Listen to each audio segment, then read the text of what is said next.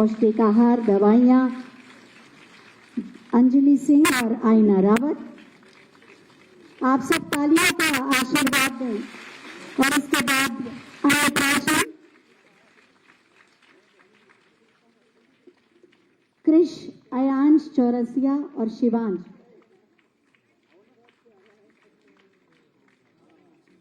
भगवान का रूप होते हैं ये शिशु।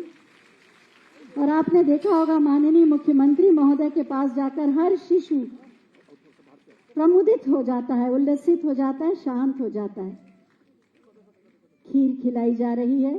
सौभाग्यशाली हैं ये बच्चे, माननीय मुख्यमंत्री महोदय के द्वारा इनका अन्नप्राशन किया जा रहा है। आज का युग है, बच्चे चॉकलेट से अन्नप्राशन करना ज्यादा, चॉकलेट पाकर बच्चा चॉकलेट के लिए प्रसन्न है। टीका लगाकर उसका अभिनंदन और एकदम ममता के साथ माननीय मुख्यमंत्री महोदय मातृत्व भाव के साथ, हम सबके अभिभावक हैं वो, खीर से अन्नप्राशन और खीर की मिठास का स्वाद अब कृष को मिला। उसे आज शायद अपने सौभाग्य का पता नहीं, लेकिन जब वो बड़ा होगा और ये चित्र देखेगा तो स्वयं को गौरवान्वित अनुभव करेगा। अपनी भाषा में हुंकार के साथ, हूं के साथ माननीय मुख्यमंत्री महोदय से संवाद कर रहा है ये बच्चा। और अब चॉकलेट का उपहार।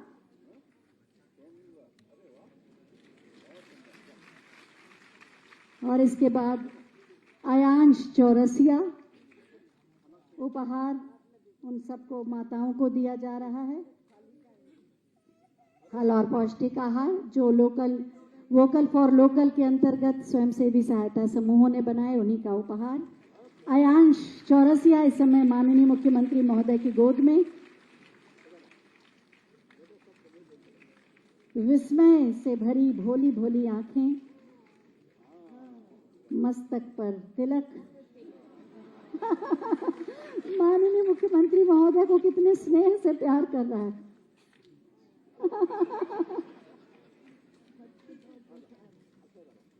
बाल लीला हम देख पा रहे हैं और उत्सुक है खीर खाने के लिए। और खीर द्वारा अन्नप्राशन, अपनी भाषा में हूं करके माननीय मुख्यमंत्री महोदय से संवाद।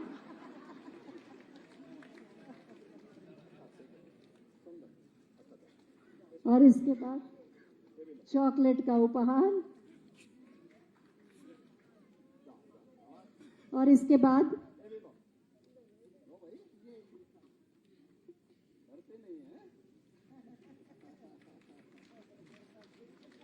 माननीय मुख्यमंत्री जी ने कहा डरते नहीं हैं, और उनकी इस बात से वो आश्वस्त होकर उन्हें देख रहा है। इनकी टोकरी में खिलौने दिए गए हैं।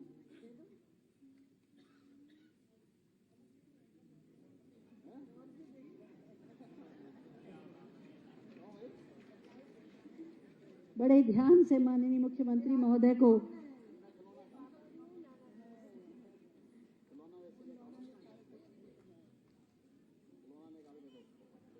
अयांश की मां कह रही हैं बच्चे से कि ये आपके नाना भी हैं और बाबा भी हैं।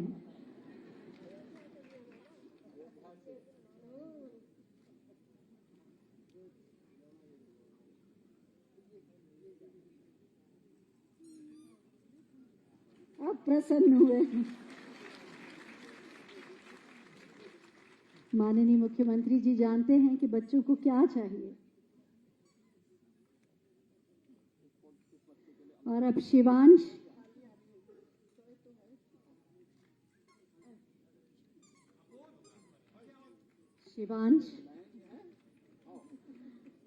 बड़ी खुशी खुशी माननीय मुख्यमंत्री महोदय के पास जा रहा है। जितना उल्लसित है वो बच्चा, उससे कहीं ज्यादा उल्लसित है माननीय मुख्यमंत्री महोदय।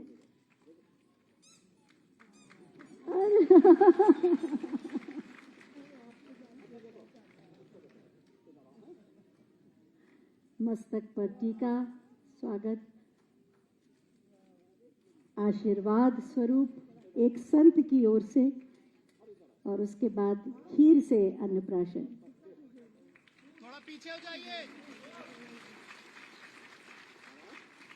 स्वाद लेकर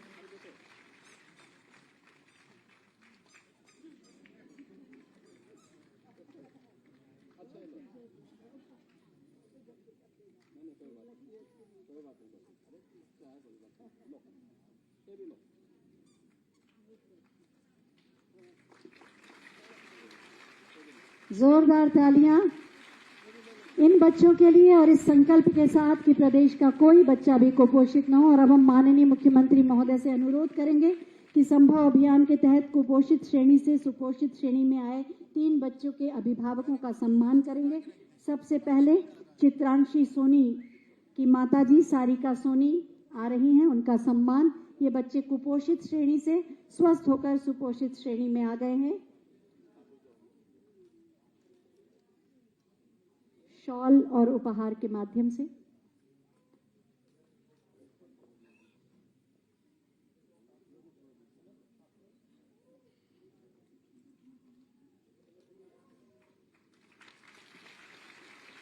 शॉल के साथ मां का सम्मान और ये उपहार।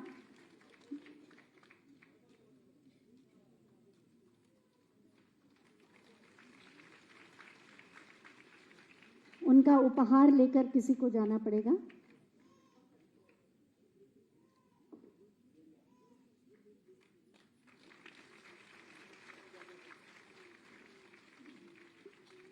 स्तुति ममता शुक्ला और ललित कुमार माता पिता आए।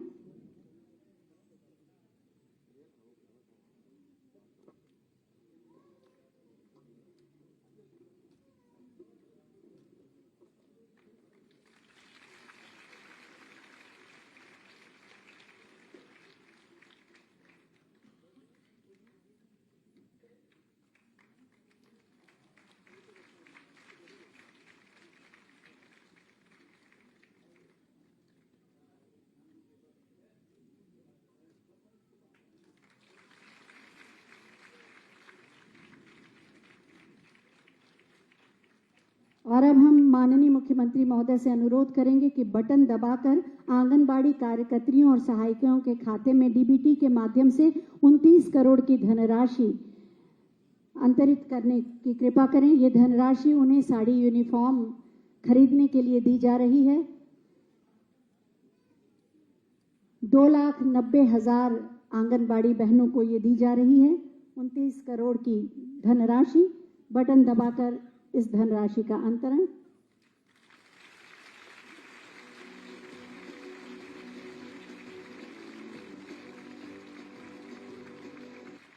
बहुत बहुत धन्यवाद माननीय। और अब प्रतीक स्वरूप साड़ी वितरण किया जाएगा। जैसा कि आप जानते हैं, यूनिफॉर्म के रूप में साड़ी दी जा रही है। सभी बहनों को 2-2 साड़ियां दी जा रही हैं और उसी के लिए धनराशि थी। और मैं बुला रही हूं आंगनबाड़ी कार्यकर्त्री श्रीमती रीमा गुप्ता और निधि शर्मा को कि इन्हें प्रतीक स्वरूप साड़ी दी जा रही है, जिसके लिए यह धनराशि दी गई।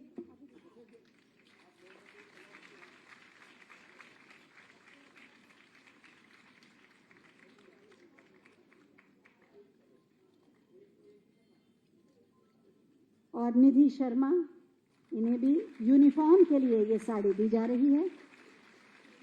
और सहायिकाओं में अब मैं आमंत्रित कर रही हूं श्रीमती नीतू राय, इन्हें भी साड़ी। और श्रीमती बेबी कुमारी जी को भी साड़ी।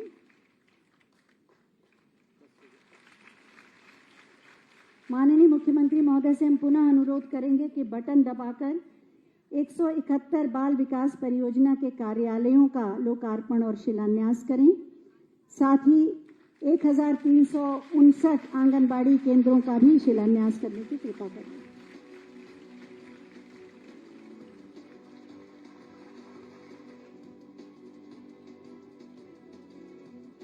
बहुत बहुत धन्यवाद माननीय।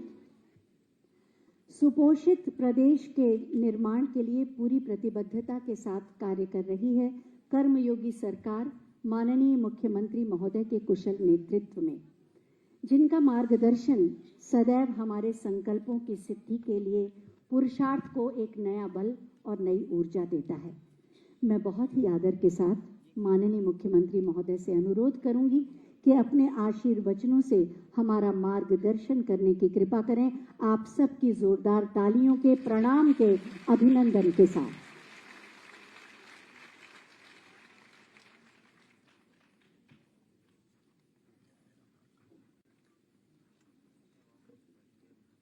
राष्ट्रीय पोषण माह 2023 के शुभारंभ के अवसर पर मंच पर उपस्थित प्रदेश सरकार में महिला और बाल विकास विभाग की मंत्री श्रीमती बेबी रानी मौर्य जी, विभाग की राज्य मंत्री श्रीमती प्रतिभा शुक्ला जी, मुख्य सचिव उत्तर प्रदेश शासन श्री दुर्गा शंकर मिश्र जी, कृषि उत्पादन आयुक्त श्री मनोज कुमार सिंह जी, प्रमुख सचिव महिला एवं बाल विकास श्रीमती बीना कुमारी जी, सचिव महिला कल्याण और बाल विकास श्रीमती अनामिका सिंह जी, महिला और बाल विकास विभाग के सभी अधिकारीगण, प्रदेश के विभिन्न जनपदों में राष्ट्रीय पोषण माह के अवसर पर आयोजित कार्यक्रमों में सम्मिलित सभी माननीय जनप्रतिनिधिगण और प्रदेश भर में, यहां लखनऊ में भी और प्रदेश के अलग अलग स्थानों पर उपस्थित आंगनबाड़ी के उपस्थित सभी बहनें, मैं सबसे पहले राष्ट्रीय पोषण माह के अवसर पर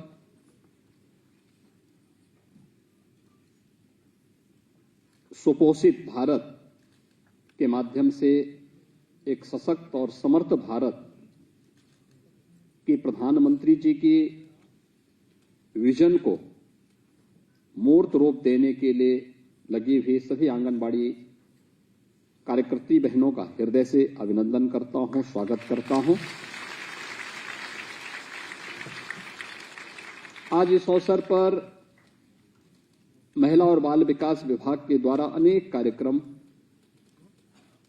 प्रारंभ किए गए हैं, जिनमें 205 करोड़ रुपए की लागत से 171 बाल विकास परियोजना कार्यालयों, 1209 आंगनबाड़ी केंद्रों का शिलान्यास हो रहा है, तो 150 आंगनबाड़ी केंद्रों का लोकार्पण का कार्यक्रम भी अभी संपन्न हुआ है।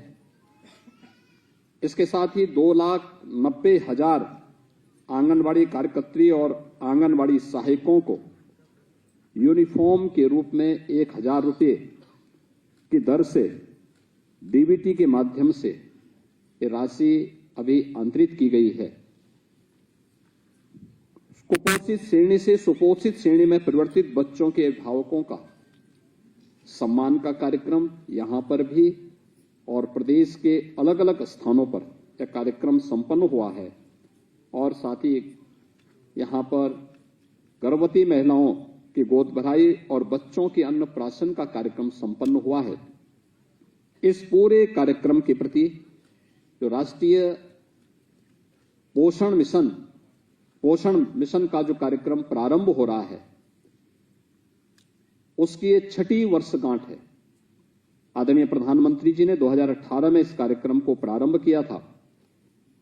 इस अवसर पर मैं प्रदेश भर के देश के भावी भविष्य के सुपोषण के लिए चलाए जाने वाले इस कार्यक्रम के प्रति अपनी हृदय से शुभकामनाएं देता हूं। हम सब जानते हैं कि पोषण अभियान एक स्वस्थ भारत और एक समर्थ भारत की नींव रखता है। प्रधानमंत्री जी ने इसलिए कुपोषण के खिलाफ एक व्यापक अभियान प्रारंभ करने के लिए पूरे देश को प्रेरित किया। कुपोषण का दुष्परिणाम क्या होता है? मुझे याद है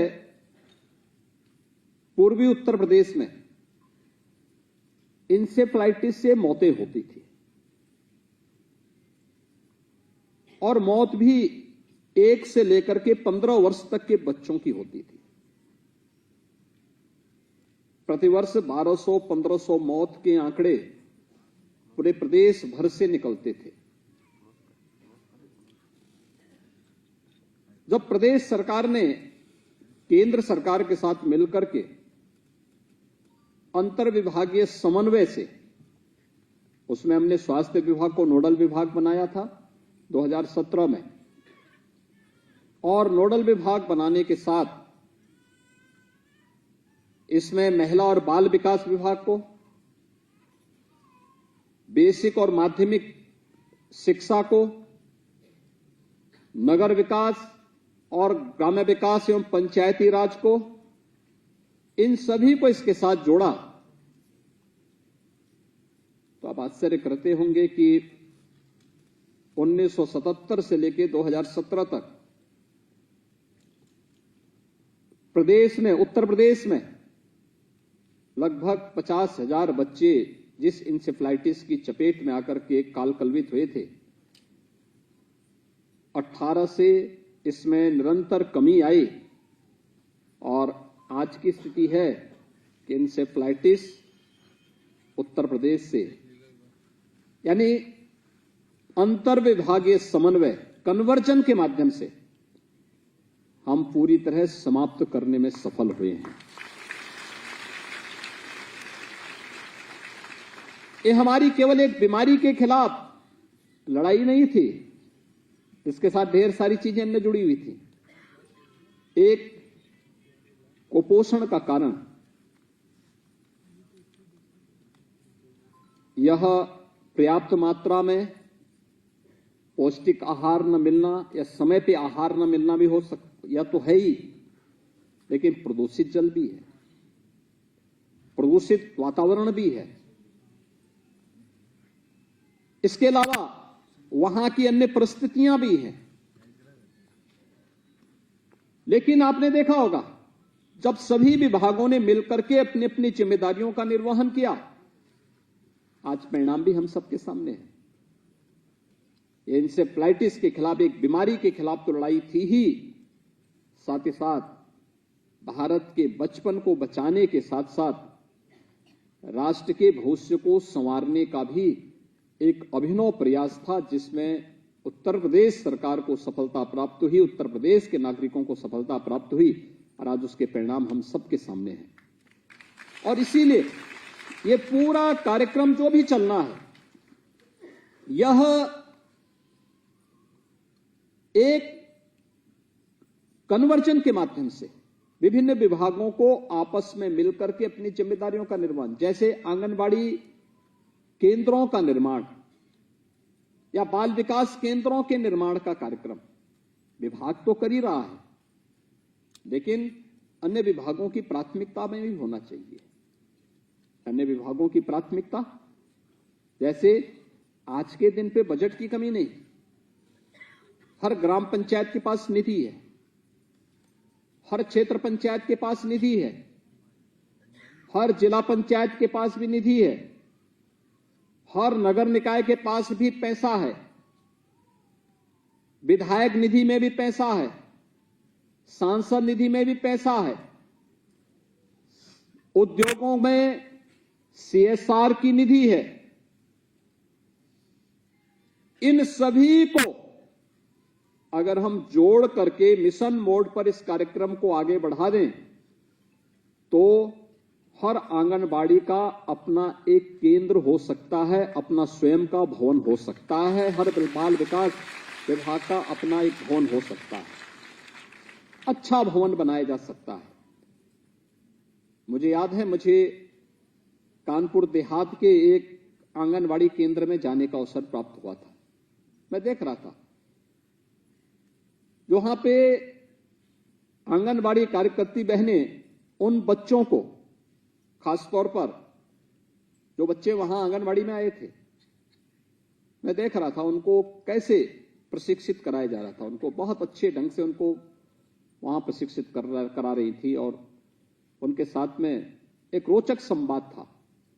जब बच्चा अपने घर से निकलने में डरता है, उन स्थितियों में 15 से 20 बच्चे एक आंगनवाड़ी केंद्र में रह करके वहां पे उनके मार्गदर्शन में जीवन की प्रारंभिक पाठशाला का पाठ भी सीख रहा है और साथ साथ अगर कहीं कोई कुपोषण का अंश है तो उससे भी मुक्ति का एक अभियान को, उस लड़ाई को भी लड़ रहा है।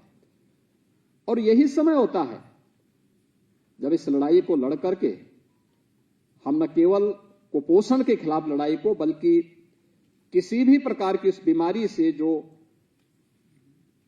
किसी भी व्यक्ति की प्रतिरोधक क्षमता, बच्चे की प्रतिरोधक क्षमता कमजोर होने के कारण वह तमाम प्रकार की बीमारियों की चपेट में आता है, उससे बचाने का एक बेहतर प्रयास हो सकता है। और इसीलिए आप सब जानते हैं, प्रधानमंत्री जी ने आंगनवाड़ी कार्यकर्तियों को उनका जो संबोधन था, वो संबोधन था कि ये वही काम करती हैं जो कभी यशोदा मां ने किया था। आपने देखा होगा, भगवान कृष्ण का जन्म होता है, मां देवकी के 8वें पुत्र के रूप में जन्म लेते हैं, लेकिन वासुदेव जी ने कंस की क्रूरता से उन्हें बचाने के लिए उन्हें सुरक्षित अपने मित्र नंद बाबा के घर में मां यशोदा के साथ के पास ले जाकर के वहां सुरक्षित रख दिया। अब वहां सुरक्षित रखने के बाद यशोदा मैया ने उस भगवान कृष्ण का लालन पालन किस तन्मयता के साथ किया कि बचपन में ही भगवान ने अपनी लीलाएं दिखानी शुरू कर दी। क्या उम्र रही होगी जब उन्होंने कंस का मर्दन किया था। उस समय क्रूर आताइयों का मर्दन किस रूप में होना चाहिए। एक प्रकार की सब बीमारियां हैं, इस समाज की अलग अलग प्रकार की बीमारियां हैं। अगर बच्चा सुपोषित है, हिष्ट पुष्ट है, तो किसी भी बीमारी से ऐसे ही लड़ सकता है जैसे राक्षसी प्रवृत्ति के खिलाफ भगवान श्री कृष्ण ने अपनी लीला के माध्यम से किया था। और उस रोल को अदा करने के लिए एक बड़ा दायित्व आपके ऊपर ये राष्ट्रीय पोषण मिशन के साथ साथ केंद्र और राज्य सरकार ने सौंपा है। यह महत्वपूर्ण जिम्मेदारी है और उस जिम्मेदारी को आगे बढ़ाने के लिए अंतर विभागीय समन्वय जो हमारे सुपोषण भारत के इस अभियान को आगे बढ़ाने का कार्य कर सकता है। इस अभियान के साथ सुपोषित भारत एक साक्षर भारत भी हो, और साक्षर भारत है तो सशक्त और समर्थ भारत अपने आप बन जाएगा। यानी नींव कहां से प्रारंभ होती है? सुपोषित भारत से है। सुपोषित भारत, साक्षर भारत, सशक्त और समर्थ भारत।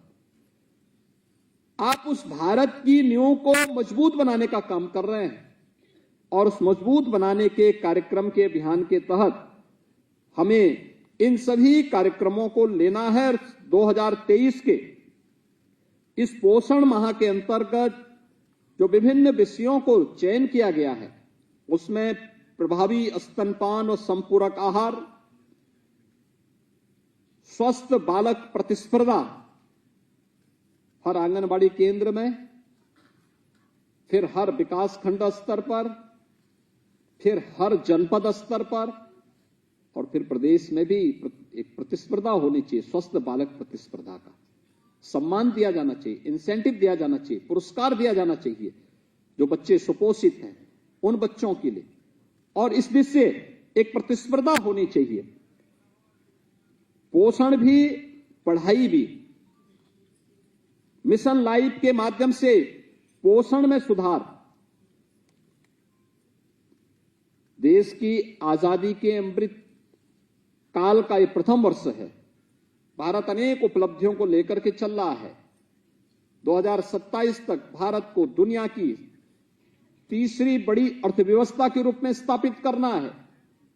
2047 के लिए प्रधानमंत्री जी ने पूरे भारतवासियों के सामने एक लक्ष्य निर्धारित किया है कि 2047 में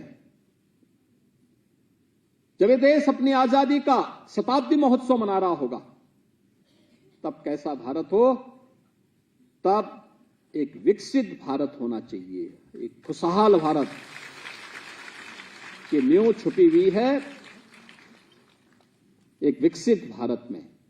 उस विकसित भारत के निर्माण के लिए एक नया अभियान प्रारंभ हुआ है, मेरी माटी मेरा देश। यह भी हर आंगनवाड़ी केंद्र में प्रारंभ होना है। जनजातीय केंद्रित पोषण अभिमुखीकरण हम देखें उन क्षेत्रों में जाकर के। मुझे याद है 2016 और जनवरी 17 में मुझे उन क्षेत्रों में, जनजातीय क्षेत्रों में, बनटांगिया क्षेत्रों में मुसहर लोगों के बीच में जाने का अवसर प्राप्त हुआ था, जो भूखमरी के शिकार हो रहे थे, भूख से मौतें हो रही थी। दुनिया एक और अंतरिक्ष की यात्रा पे जा रही है, और तब भी 2015-16 में उत्तर प्रदेश में भूख से मौतें हो रही थी। मुझे 16 के नवंबर दिसंबर में और जनवरी माह के प्रारंभिक सप्ताह में उन क्षेत्रों का दौरा करने का अवसर मिला था, और मैंने देखा था किस प्रकार की स्थितियां थी। हमें उन्हें टारगेट करना पड़ेगा, उन लोगों तक शासन की योजनाओं को पहुंचाना पड़ेगा। जनजातीय क्षेत्रों में, वनवासी क्षेत्रों में, बनटांगिया, अति दलित, अति पिछड़ी जातियों के बीच में, कमजोर तबके के बीच में शासन की योजनाओं को बिना किसी हिचक के, बिना किसी भेदभाव के उन लोगों तक पहुंचाना होगा। क्योंकि कोई भी व्यक्ति अगर कुपोषित है, कोई भी बच्चा अगर कुपोषित है, कोई भी धात्री माता कुपोषित है, कोई भी गर्भवती महिला कुपोषित है, तो कुपोषण व्यक्ति का नहीं है, ये समाज का है, ये राष्ट्र का है। और इसलिए इसके खिलाफ हम सबको अपने आप को तैयार करना होगा। ये व्यक्ति की लड़ाई नहीं, ये समाज और देश की लड़ाई बननी चाहिए। इसे एक जन आंदोलन के रूप में आगे बढ़ाना चाहिए।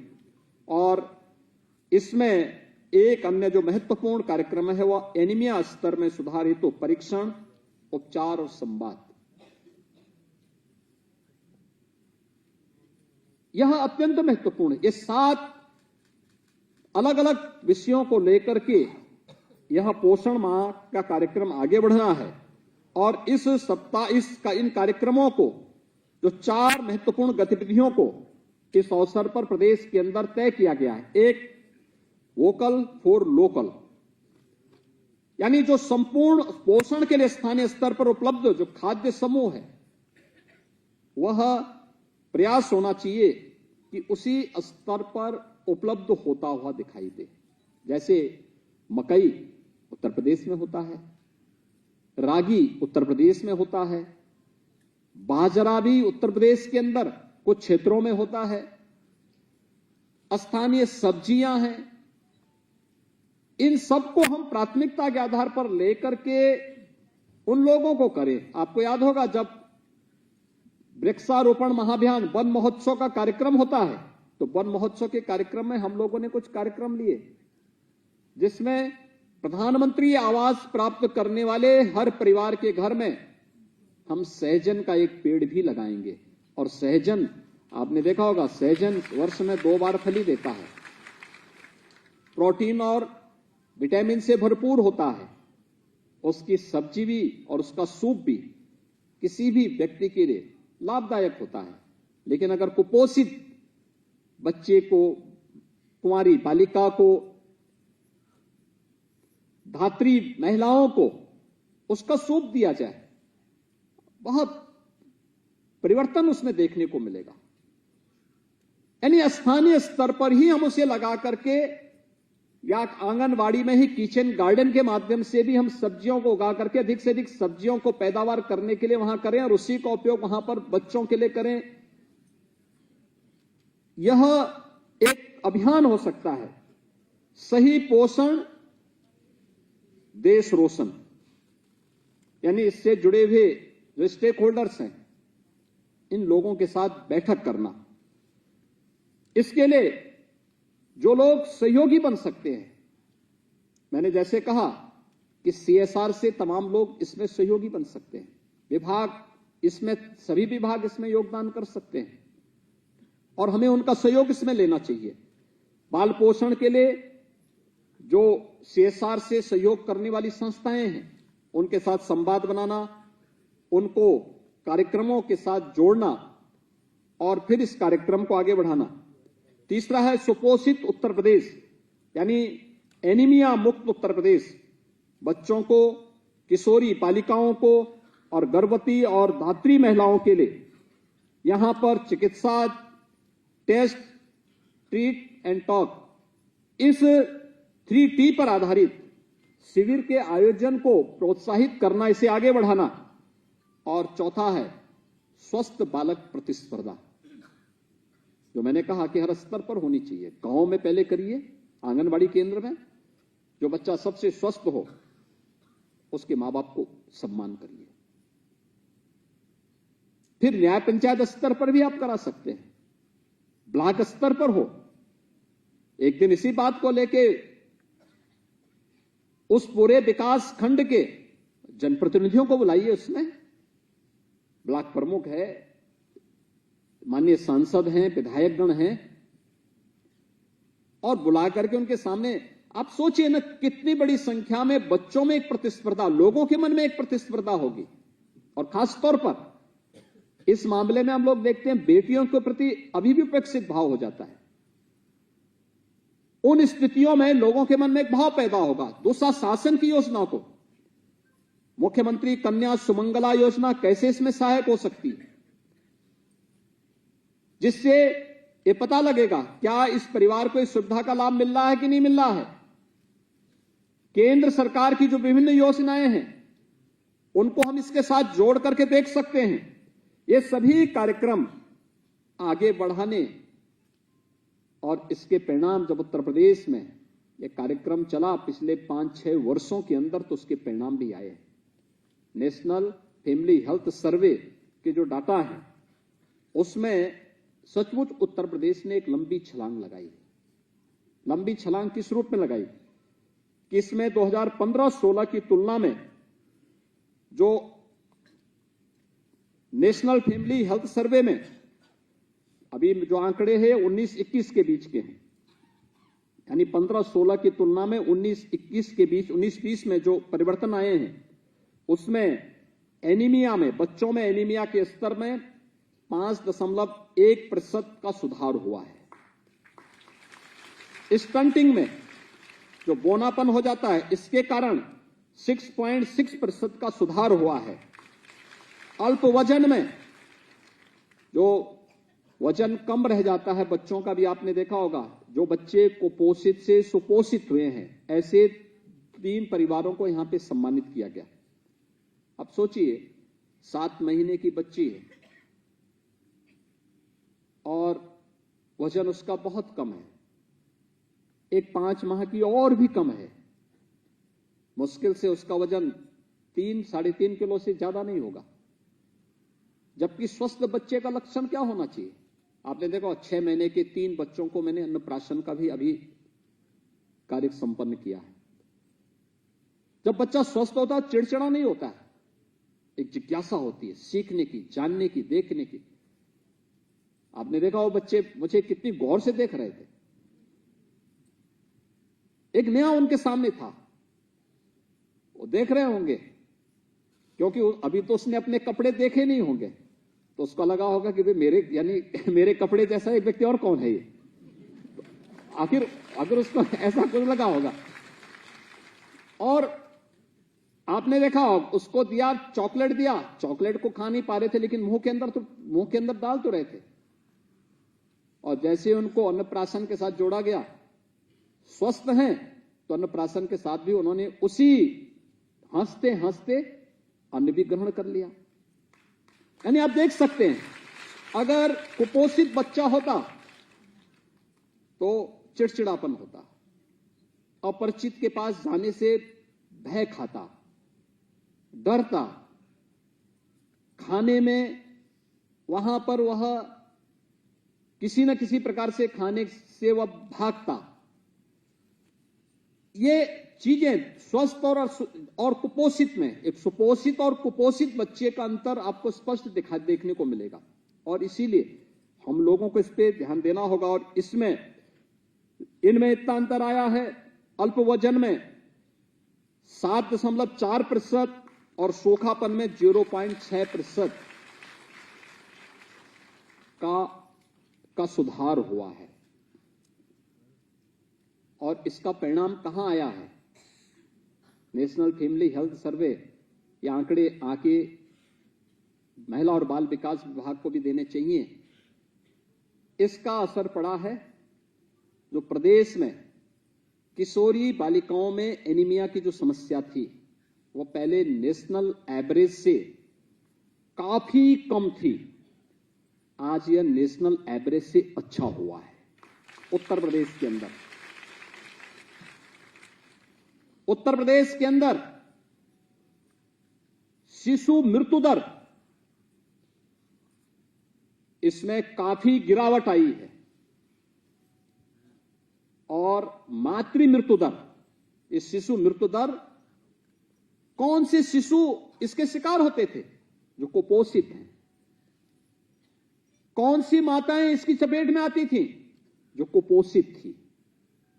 जब उन्हें पोषण आहार मिलने लग गया तो उसके बाद धीरे धीरे करके सुधार हुआ और शिशु मृत्यु दर कंट्रोल हुआ, मातृ मृत्यु दर भी कंट्रोल हुआ है। और आज उसी का परिणाम है कि यह कार्यक्रम आज किस रूप में आगे बढ़ा है। प्रदेश के अंदर महिला स्वयंसेवी समूह आंगनबाड़ी केंद्रों तक आज जो पोषाहार पहुंचा रही हैं, अब ये बाहर से नहीं आता है। एक समय उत्तर प्रदेश के अंदर पोषाहार वितरण में उत्तर प्रदेश का सबसे बड़ा शराब माफिया इसको सप्लाई करता था। तो मैं देख के दंग था। जब मैंने उसका नाम सुना तो मैंने कहा भी क्या इसमें क्या शराब परोसी जाती है क्या? कहा कि नहीं पोषण।